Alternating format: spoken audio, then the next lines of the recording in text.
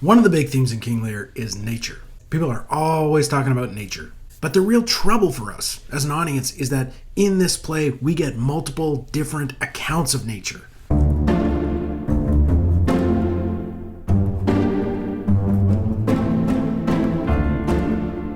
When characters invoke nature, they're not always talking about the same thing. Thou, nature, art my goddess. Nature in you stands on the very verge of her confine. Is there any cause in nature that makes this hardness? So there are two related questions about nature that Shakespeare asks throughout the course of this play. The first one is, what is nature? And by extension, what is natural? What is natural human behavior? But the second question, and this one is maybe more subtle, what is the extent of nature's authority over us? Or put another way, what limitations does nature place upon us? What Shakespeare explores and exposes to some extent throughout King Lear is there's a kind of fuzziness, a certain blurriness around our account of nature. Shakespeare loves this. He loves to demonstrate this to us when we ascribe to one word multiple meanings. He delights in this, and he uses the ambiguities to get us all sort of twisted around. So let's just think about some of the different ways we talk about nature and its authority over us. In the realm of politics or justice, you may have heard the term natural law, and we normally think of these as principles, as rules that are rooted in nature, and particularly in human nature. We typically think that just societies should adhere to the principles of natural law, so things like the idea that humans deserve freedom, or that people desire peace and security. Individuals and families should be autonomous or self-governing, right? We shouldn't have the government telling us how to live or what to think. These are just some examples of what we might think of as natural law. But what's notable about these kinds of rules is they're kind of flexible, right? On the one hand, you could have a tyrannical society that doesn't respect any of these laws. These are rules, but in what sense are they enforced by nature? That's an interesting question. The other thing about them is exactly how they manifest themselves in communities, even just communities, might vary, right? How free exactly should people be? For example, should I be free to own any kind of animal I want as a pet? I want a dolphin. Well, that varies by jurisdiction, right? Now let's think about a different kind of law, maybe the laws of physics. These types of laws are not so flexible, right? The authority they have over us is stricter, let's say. Take, for example, one of Newton's laws of motion. Resting objects will remain still until moved by an external force. Or we might think of the law of gravity.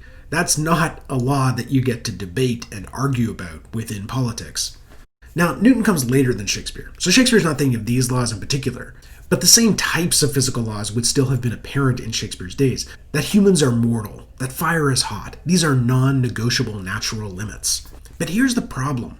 Both of these types of laws, the kinds of political laws that we deliberate about, and the non-negotiable natural laws, we might call both of these laws of nature. So this is the thing that fascinates Shakespeare. There seem to be different types of natural laws. And some of them are non-negotiable, and some of them are kind of flexible. Noted Shakespeare scholar Andrew Moore writes, "What is the nature of nature's power with respect to humans?" That is the question that King Lear insists on asking us over and over again as we watch Edmund betray the father who loved him and Cordelia risk all for the father who banished her. In what sense does nature govern human conduct? That guy's like a genius. Oh, thank you. You're welcome. Keep up the good work. There's one word in the play that recurs multiple times that really clarifies for us the nature of this nature problem. And that's the word unnatural. Have you ever thought about this, the unnatural? It's a word we ascribe to particular kinds of disorder. We might talk about the most heinous kind of crimes as unnatural. And we see this term come up multiple times in King Lear. Gloucester seems to use this term especially frequently. Oh, villain, villain, his very opinion in the letter. Abhorred villain, unnatural, detested, brutish villain, worse than brutish. Alack, alack, Edmund, I like not this unnatural dealing. But here's the question I want to pose to you.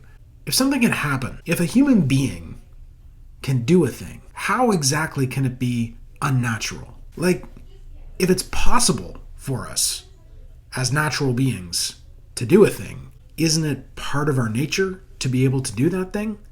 And following this logic, is anything unnatural? Early in the play, Lear and Gloucester may be guilty of confusing conventional orders with natural orders. So Lear makes multiple errors with respect to nature. First, he has a reductive account of what nature is. He assumes that nature is the same as tradition and is therefore good. He also overestimates nature's authority. He seems to believe that people are normally inclined to do the natural thing. For example, they're inclined to obey kings and fathers. And thirdly, and this is a related error, he seems to confuse the conventional order with the natural order. So he assumes that the way things are is the way that nature intends things to be. So early in the play, Shakespeare really seems to interrogate our confidence in the naturalness of given social orders. Human beings, and maybe especially human beings in power, are often guilty of assuming that their station, their place, their privilege is a sort of natural right. And Shakespeare suggests to us early on, maybe this order isn't natural. Maybe it's arbitrary, accidental, purely conventional. In fact, look how easily it collapses.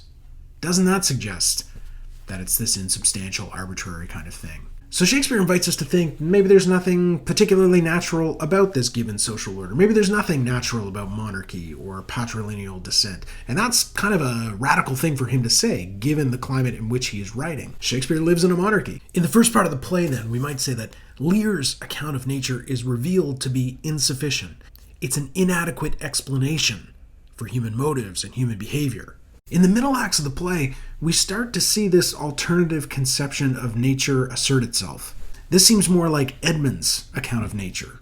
In the middle scenes of the play, Lear and Gloucester's account of nature seems to give way to Edmund's account. And Edmund's account is very different.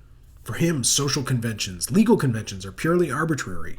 So this includes all laws and moral precepts.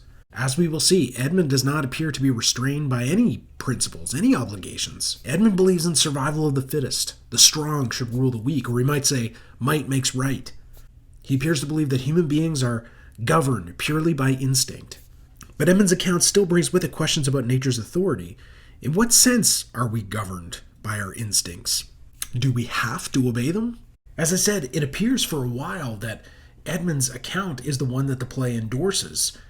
That is, until we get to the storm.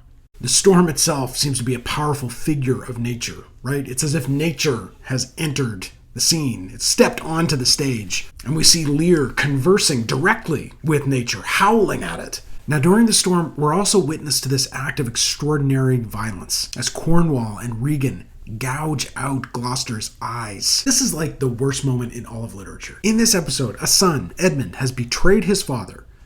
And this old man is tortured in his own home. So through this gruesome act of violence, I think Shakespeare is challenging Edmund's account of nature, of what's natural. He's asking us, does this look natural to you? Edmund has betrayed his father. We see the savage cruelty of Regan and Cornwall, the brutal violation of the principle of hospitality as they assault this man in his own home. And in fact, all moral and social limits have been cast aside here. It's as if the principles that have governed Edmund's life now govern the whole country. So once we see both the awfulness and the reductive inaccuracy of Edmund's account of our nature, we go looking for some other account. All of a sudden, some of the structures, the social orders, the legal orders that were in place in the beginning seem not so arbitrary. Maybe there is a natural moral law that supports particular kinds of political formations. So Shakespeare moves us in the direction of a more nuanced, more robust account of what our nature might be. And this is one of the big questions we need to confront as we approach the conclusion of the play. All right, everybody. Thanks for watching.